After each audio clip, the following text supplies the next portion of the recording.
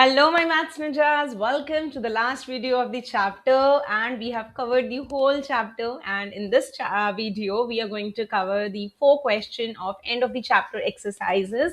And if you haven't watched the previous one, I would recommend you to please go and watch that too.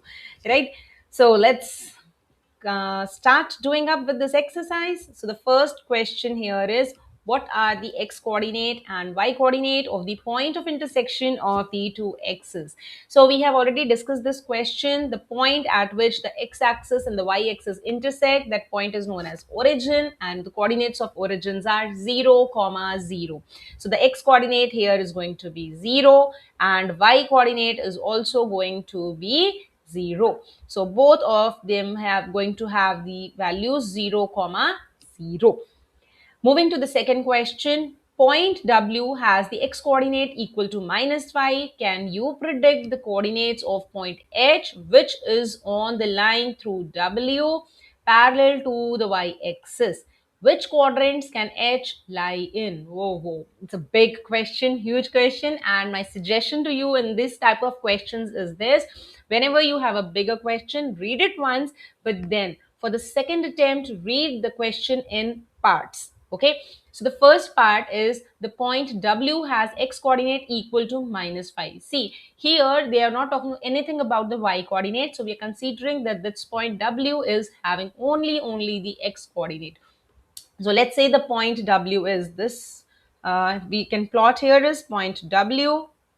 Okay, and the coordinate of this point is -5, 0. Now moving in the second part of the question, it is written, can you predict the coordinates of the point H, which lies on, now this here is the important line, is lies on the line passing through W parallel to the y-axis.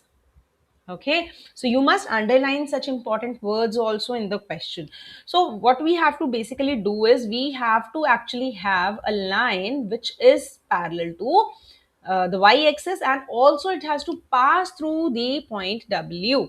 So the line would look like something like this. Okay, but they did not say it has to be positive side only, so we can extend this point here. Okay, so now anywhere on this line the point H can be. In fact, you can extend this line as much bigger, or wherever, whichever direction you want to. Let's say the point H is here. Okay, so the coordinate of this point would be -5, 4. Let's say that it is not fixed, that point H has to be here only. What if the point goes here? So say this point is point H, and it could be anywhere on this line. So what has been asked later, which quadrant can H lie in? So where H could possibly be? So this is the second quadrant, or it can be in the third quadrant. Okay, so what we did, first we plotted point W, we got the line which is passing through W, then we plotted one point which possibly could be on the that line which is passing through W, and then we have seen that it could be in second quadrant also, it can be in the third quadrant also.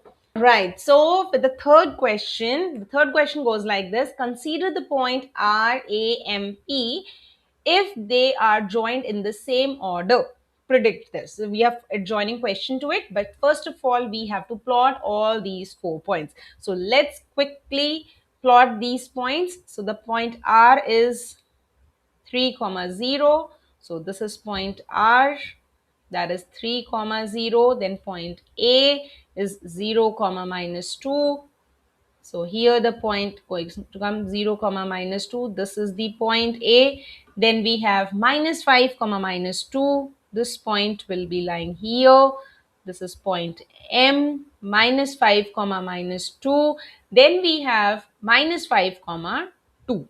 Okay, so once these points have been plotted, what we need to do is we have to join these points in the same order. Now here we have to understand what is the meaning of same order. Same order means whatever the sequence is being given in the question, that sequence only you have to add. Like after R it is given A, you cannot connect R and M directly, so that is the meaning of sequence. So we have to connect R, A, M and P. All right. So after plotting these points, what we need to do is we have to connect them. So this is kind of a figure that we are going to get after connecting all these points in an order. Now, the first question is two sides. You have to predict the two sides of ramp that are perpendicular to each other. Okay, so we have to actually first predict that, and then we have to get the answers.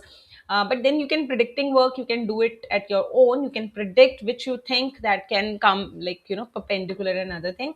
So here, which are the two sides which are looking perpendicular? Perpendicular means they have to be 90 degrees, so it's clearly visible.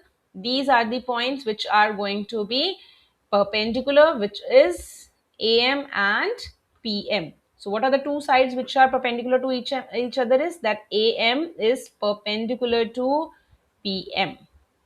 Second question, one side of ramp that is parallel to one of the axes. So there are two axes, one by one we can check out. So if I have this x axis, is there is any side which is parallel to the x axis?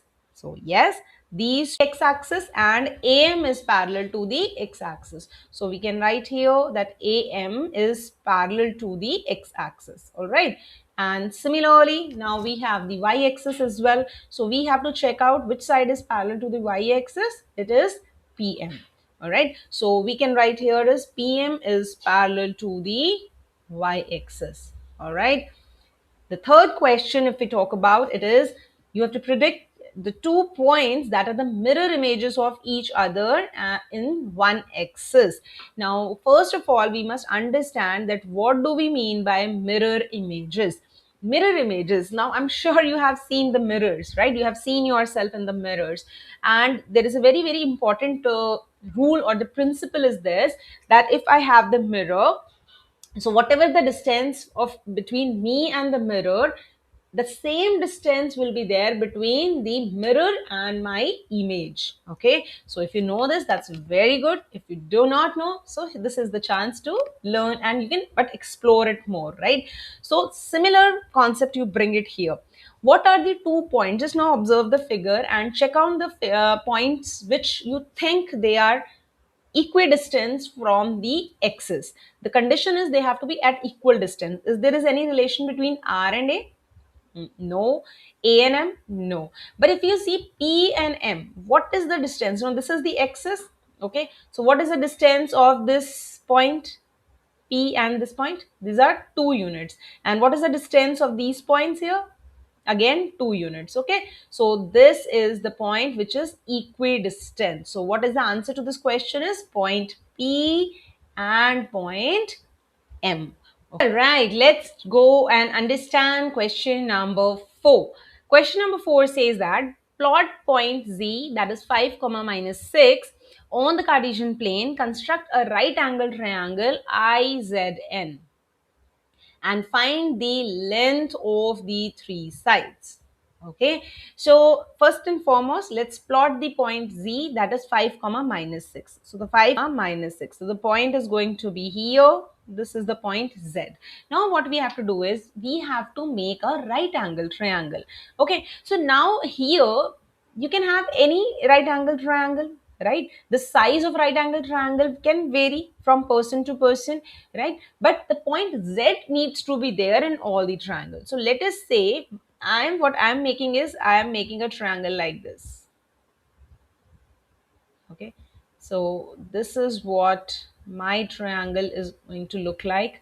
This is point N, and this is point I. And since I want to make it a triangle, so I will connect these points.